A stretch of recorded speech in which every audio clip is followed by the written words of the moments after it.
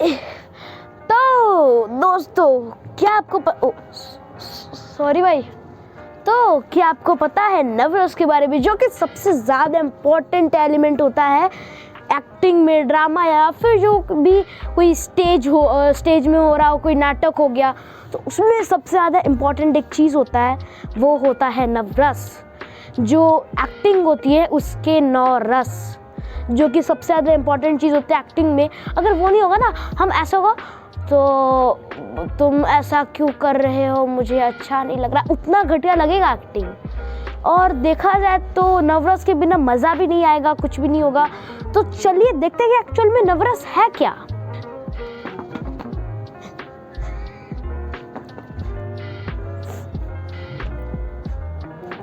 तो जो नवरस होते हैं उनको मैं एक स्टोरी के बिहाफ पे बताऊंगा, ताकि ये थोड़ा मज़ेदार लगे।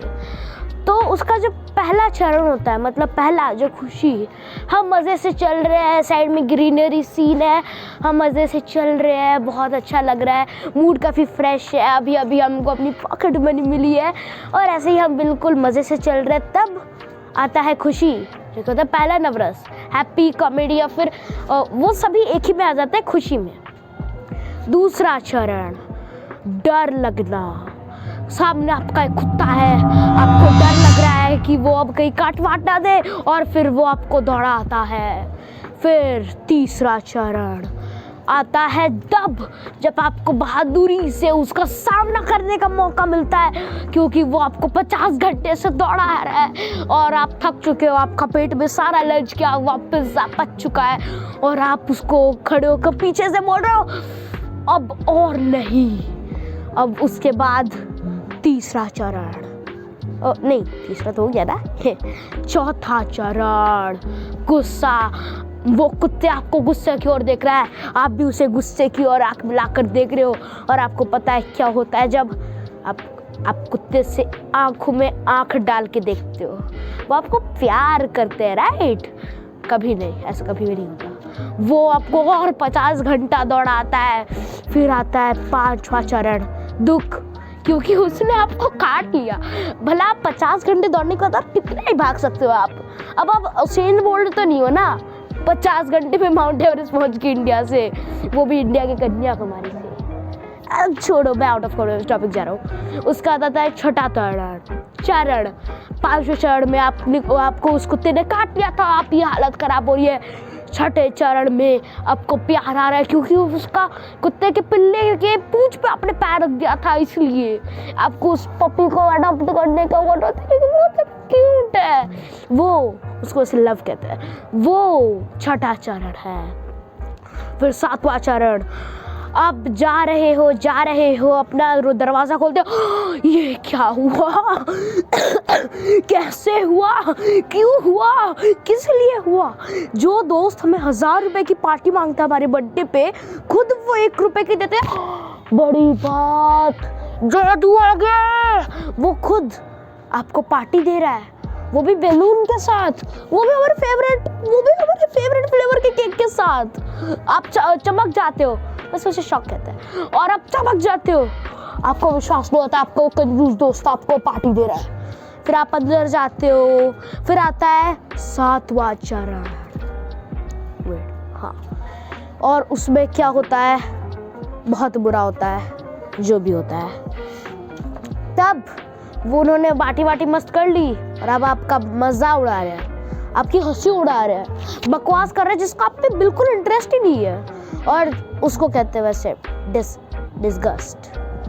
फिर आता है आखिरी वो 8वां चरण। तब आपको गुस्सा आता है, आप काफ़ी ज़्यादा इरिटेट हो चुके होते हो, और हाँ, अब आप डिस्कस्ट हो चुके हो, आपके साथ और कुछ नहीं हो सकता, आप उनको बाहर निकाल देते हो, अब शांति से बैठ जाते हो। और अब एक आखिरी चरण, वो आखिरी चरण जिसको मैं बयान नहीं कर सकता शब्दों में।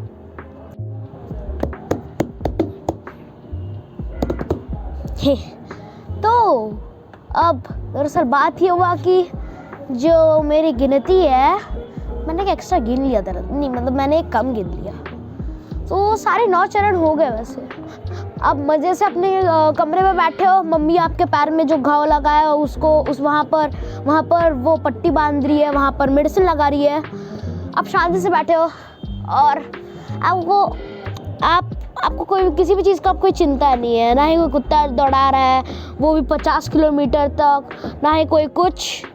अगले के 50 घंटे वैसे उस बर्थडे में बीत गए, तो अब आपको सोने का मन आ गया, आप सो गए शांति से। तो सब देखा जाए तो मेरे शादी में एक नवरस वाला चीज़ हुआ था। मतलब मैं बता सकता हूँ, वैसे कोई एक्टिंग नहीं थी, बस नवरस टाइप का था। मैं वैसे उस वक्त क्या था कि एक पीरियड चल रहा था हमारा अरेंजमेंट की मैम आई। उन्होंने क्या हुआ कि उनका एक काम था तो फ़ोन पे अपना काम कर रही थी, और अब आप जानती हो कि हमारे स्कूल में बच्चे अगर मैम काम कर रहे हो तो बच्चे क्या काम करते हैं, बकवास बातें, उसको छोड़कर कर भी क्या सकते हैं। वैसे मैं भी उन्हीं बच्चों में ऐसा आता हूँ, बट कोई नहीं सह। तो मैं अपने दोस्त के साथ, जो कि मेरे जैसे ही संगी है, वो हम दोनों बकवास कर रहे थे। मैं घटिया पिक्चर बना रहा था, वो बता रहे थे कि वो कौन सा बंदा है। हाँ, वही बेवकूफ़ों वाले काम। तो तब मैम को आ जाता है गुस्सा, उनके अंदर आते हैं दो नवरस। एक आता है गुस्सा क्योंकि उनका दिमाग फट चुका है, क्योंकि हेलो हाँ सर, अरे चुप कर रहा, कितनी बातें कर रहे हो, चुप कर। नहीं सर, आपको नहीं बोला था रिजाइन, अरे बच्चों को बोल रही था। हाँ, तो बस उसी के लिए गुस्सा। वैसे हुआ नहीं था, पर फिर भी उसी के लिए हो सकता है, किसको पता, हम थोड़ी उसकी बात सुन रहे थे, हम तो कर रहे थे हमारी बकवास। तो फिर मैम खड़ी होती है, हाँ मैम खड़ी होती है, धोखा देता है, चीटिंग करता है, शर्म नहीं आती, पैरों में दर्द हो रहा है। सच में पैरों में दर्द हो रहा है। तो मेरे को भी एक नवरस चढ़ रहा है, एंगर वाला।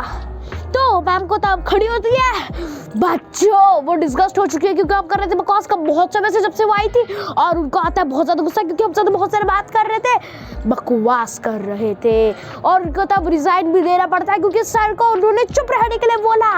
और फिर हम मज़े से अपना बकवास करते हुए, हमारे अंदर हैप्पी वाला और हाँ वही शांत सुशील बच्चे वाला वो नवरस चढ़ रहा होता है। फिर वो बोलती है खड़ो कर, बच्चों चुप हो जाओ, कितनी बातें करोगे।